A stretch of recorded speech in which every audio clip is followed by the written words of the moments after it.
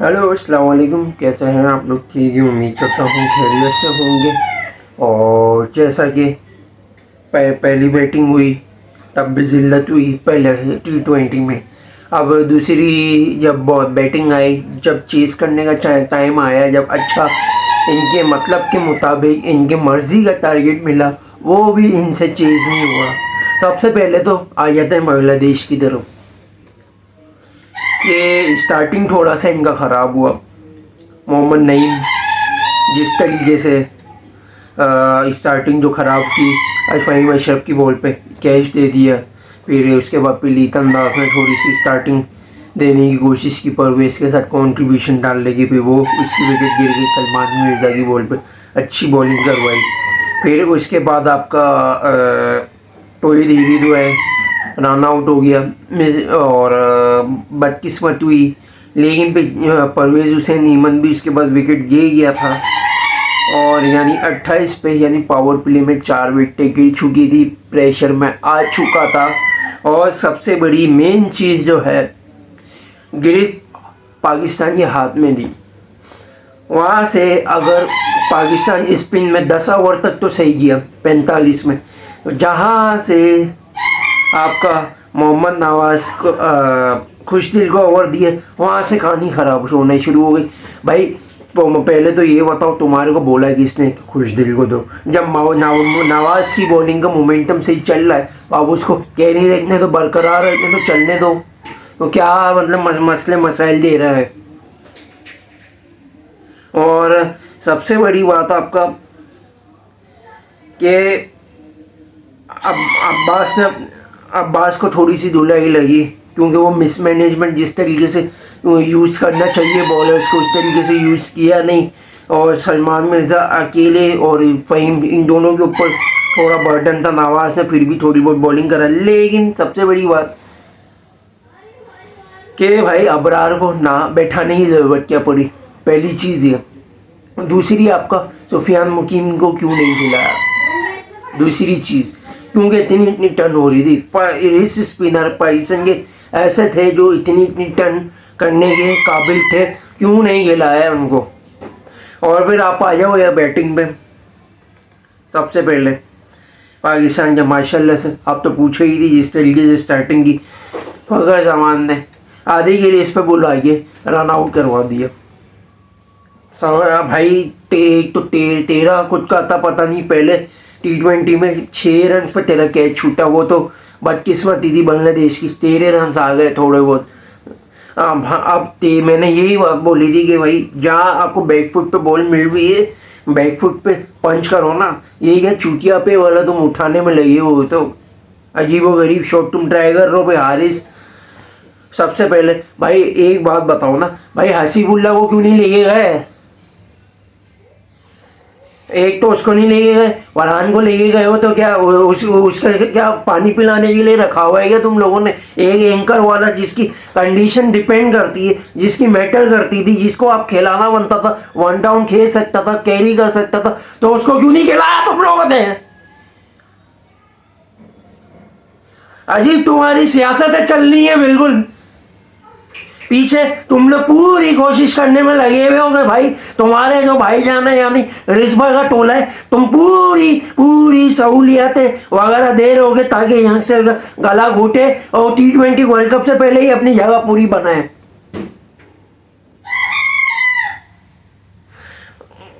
और 4 सबसे बड़े इनके टोले के जो बंदे, जो मैं न्यूजीलैंड वाली सीरीज से मुखालफत करते हुए आ रहा हूँ, बोलता हुआ आ रहा हूँ कि क्यों खेल रहे हैं ये। उसमें सबसे पहले आगा का धागा आता है, सही है। उसके बाद पे हारिस का चलो मैंने फेवर दिया है शुरू में, फ्लैट ट्रैक पे उसका कंडीशन, भाई स्पिन कंडीशन है, यहाँ इसकी ज़रूरत क्या बनती, इसकी जगह बनती क्यों है? आप खिलाते हो चलो फ्लैट ट्रैक पे, समझ में आता है, फेवर दिया। भाई हर जगह घुसाना ज़रूरी है क्या इसको? हसीबुल लगेगा कहाँ, क्या मसला ये क्यों नहीं खिला रहे हो इसको?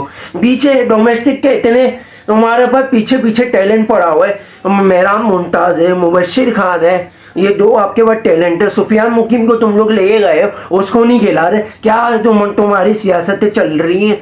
और अपने तुमने नवाज को तुमने घुसेड़ लिया अपना आदमी, दूसरा तीसरा फकर तुम्हारा तो था, वो पूरी जगह मारने में कोशिश में लगा हुआ कि साहबजादा फरहान की वो पूरी जगह मार सके। फिर चौथा आपका कुछ दिल समझ से बाहर है, अचानक से जब उसको बाहर निकाला, अचानक से इसकी टुक कैसे बनी। ये चार है ना, ये चार मैं बोलता हूँ, ये चार ये जो गुरु ये बंदे हैं, इन सालों को फारिग करो, साहिब को कप्तान बनाओ। जिसका मैं न्यूजीलैंड वाली सीरीज से बोलता हुआ आ रहा हूँ कि भाई ये जो मोहसिन नकवी जो चेयरमैन जो T20 वर्ल्ड कप के बाद से पिछले साल से और बोलता हुआ आ रहा है कि भाई हम स्कूटनी करेंगे, हम स्कूटनी करेंगे, हम सर्जरी करेंगे। भाई सर्जरी चलो तुमने ऊपर ऊपर से खाली आवाम को दिखाने के लिए कर दी, भाई पूरा तो करो। ये चार को तो साइड में करो, यंगस्टर को पूरा मौका तो दो, मैनेजमेंट थोड़ा सही रखो, कम से कम PPR कंपेन ऐसी कमीशन बनाओ, ऐसा बिल्ड करोगे जिसके जरिए ये जितने भी जो हमारे जो फॉर्मर जो जिनको लेजेंड बोला जाता है, ये सारे जो फिक्सर हैं, ये जो मुल्क का जो सौदा करने वाले यानी सौदागर मैं बोलूँगा इन लोगों को, इनसे दूर रखो इनको। कम से कम इनको चलने दो भाई, इनको किसी तरीके से भाई ये जितने भी खेलने हैं से कोई बुरे प्लेयर्स नहीं है। ये चार ये जो लांती खैराती जो खेल रहे हैं ना, ये लोग चलने नहीं देंगे इनको। मसला सारा ये पीछे ये भाईजान का जो माफिया जो चल रहा है ना, ये रिजवाई का टोला, ये आगे इन लोगों को चलने नहीं देंगे। इन लोगों ने ये चार अपने बंदे में ये बैठाए हुए हैं कि यहाँ से प्रेशर डालेंगे। और सब बैटिंग स्टार्ट हुई हारिस पे आते के साथ, जब तेरे से नहीं खेला जा रहा, तेरी कंडीशन नहीं है, तू बैठ गया भाई, जरूरी है खेलना तेरा।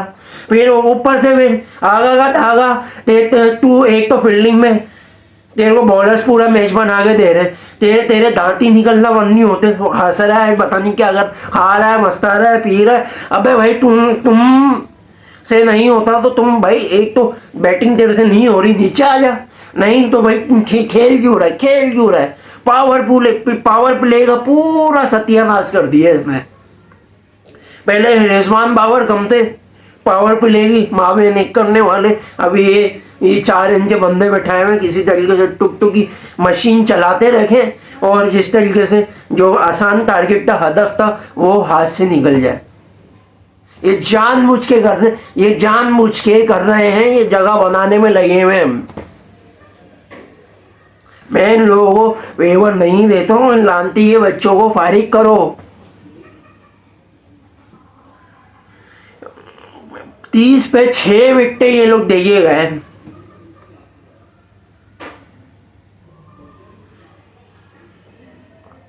दस ओवर में 34 रन, कौन सी ऐसी टीम है 6 विकेट भी देके जा रही है 34? क्या भाई, वो तो चलो समझ में आता है कि 10 ओवर में 80 या 90 रन होते, माराधारी में 6 विकेट गिरती, चलो समझ में आता। एक तो तुम लोग बॉलों की यानी बॉलें इतनी खा रहे हो, बॉल के नाम पे बढ़वत इतनी खा रहे हो तुम लोग, ऊपर से भी तुम लोग रन बना के नहीं दे रहे हो, विकेट तुम लोग इतना देके जा रहे हो। तुम लोगों से 134 रन का टारगेट तुम लोगों से चेज नहीं हो रहा, तो मेरी तरफ से तुम लोगों को सुलीमानी लानत है। इतना जो तुम लोग पैसा ले रहे हो पाकिस्तान के नाम पे, एक तो ऊपर से तुम लोगों को कुछ करके नहीं देना, ऊपर से जो उम्मुल वतनी का जो जज्बा रखते हैं उनको तुम लोग आने नहीं देते, उन जो आ जाते हैं गलती से उनको तुम लोग टिकने नहीं देते, उनको तुम लोग चलने नहीं देते। अजीब तमाशा लगाया हुआ तुम लोगों ने। तुम्हारे से जाकिर अली आउट नहीं हुआ। मैं जाकिर अली का आपको मैं बता देता हूँ, श्रीलंका की अभी पिछले हफ्ते ताजी सीरीज हुई है, 10 दिन हो गए, 10 दिन ही हुए ज़्यादा से ज़्यादा। आप देख लो जाकिर अली के पूरी 3 इनिंग में ना, आप देख लो कम से कम उसके 30 से 40 रन नहीं होंगे। मैं आपको उसका रीज़न बताता हूँ।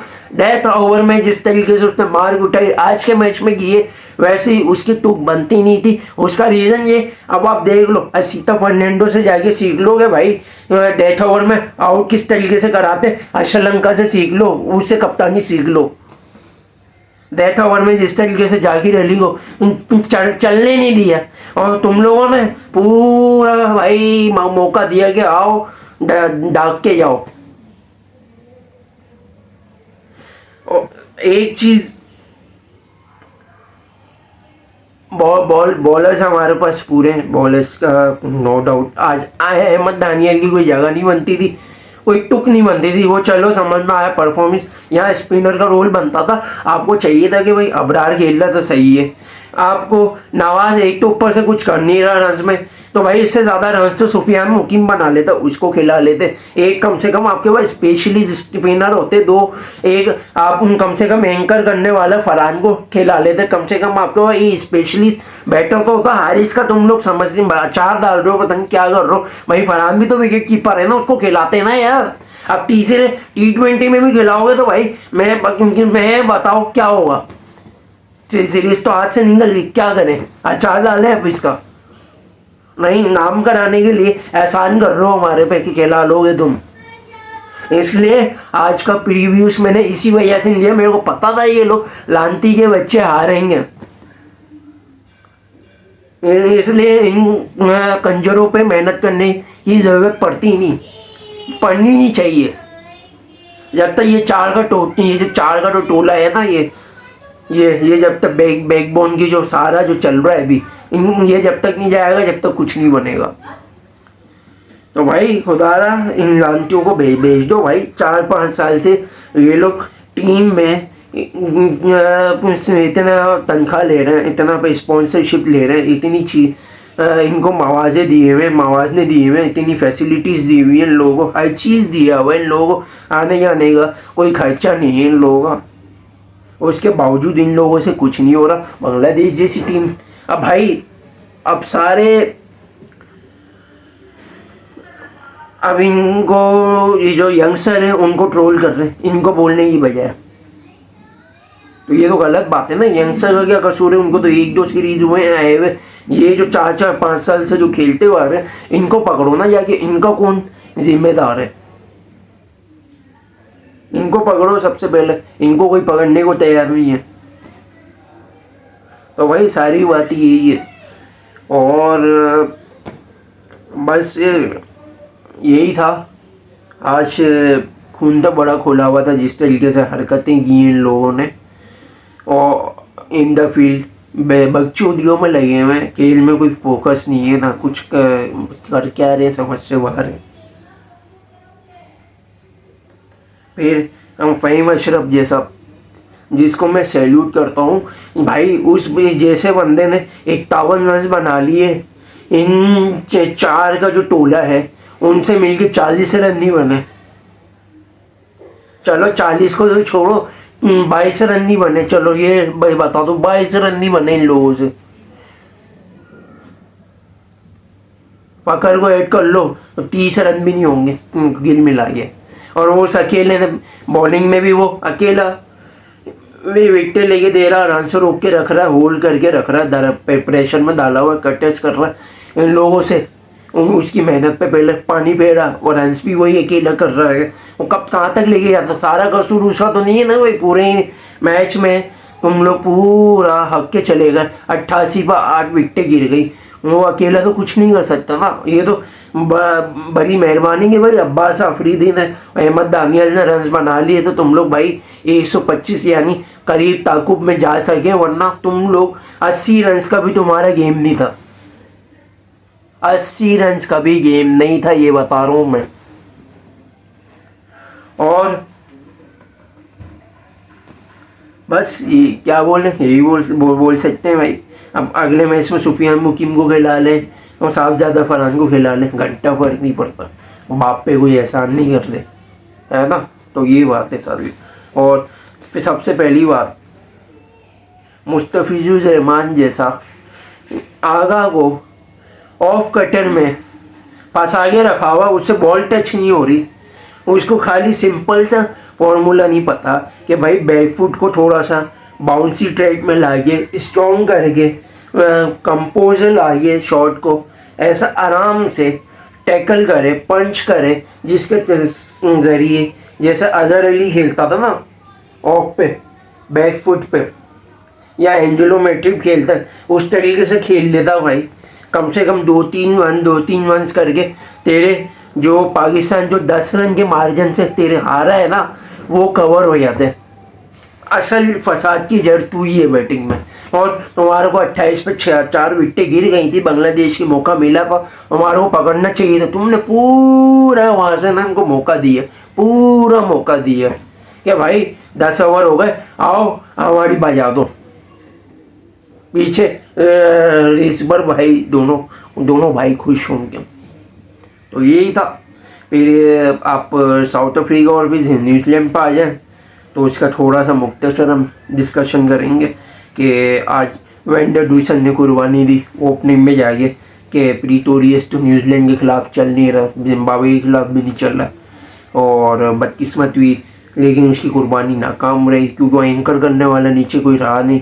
हर मैंने खेल हुआ था उसको रन आउट करवा दिया डसन हेंड्रिक्स ने, लेकिन खुद भी सिलो खेला और सिलो इतना खेला कि 150 तक भी नौबत नहीं आई साउथ अफ्रीका को रन बनाने की। विकेटें इनकी एक तो जल्दी इनकी गिर गई थी, न्यूजीलैंड ने एक तो पकड़ इतना लिया था इनको, ऊपर से थोड़ी तगड़ी टीम भी लेके आई न्यूजीलैंड। वो चलो 12 अलग बात है, लेकिन कंपटीशन की है। अब जिम्बाब्वे को इतना ये लोग ठोकते हुए आ रहे हैं तो भाई न्यूजीलैंड से भी कंपटीशन करना चाहिए, ये भी एक रीज़न है।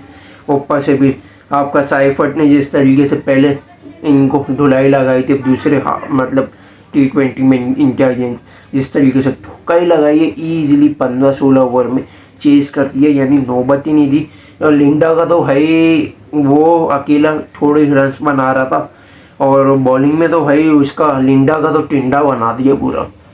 स्टार्टिंग में जिस तरीके से वाइड और चौका दिया ना लिंडा ने, मोमेंटम वहीं से नज़र आ गया था कि वाजे कि ये लोग डरे हुए हैं, प्रेशर में जाएंगे। तो न्यूजीलैंड ने वहाँ से भी अटैकिंग क्रिकेट खेलना शुरू की, चार्ज किया, जिसके सबब आपको रिजल्ट नज़र आ गया। तो ये भी एक। फिर उसके बाद न्यूजीलैंड का जिम्बाब्वे से होगा तो फाइनल तो वैसे भी साउथ अफ्रीका और न्यूजीलैंड का ही है, तो न्यूजीलैंड 2 बार तो ठोका हुआ है।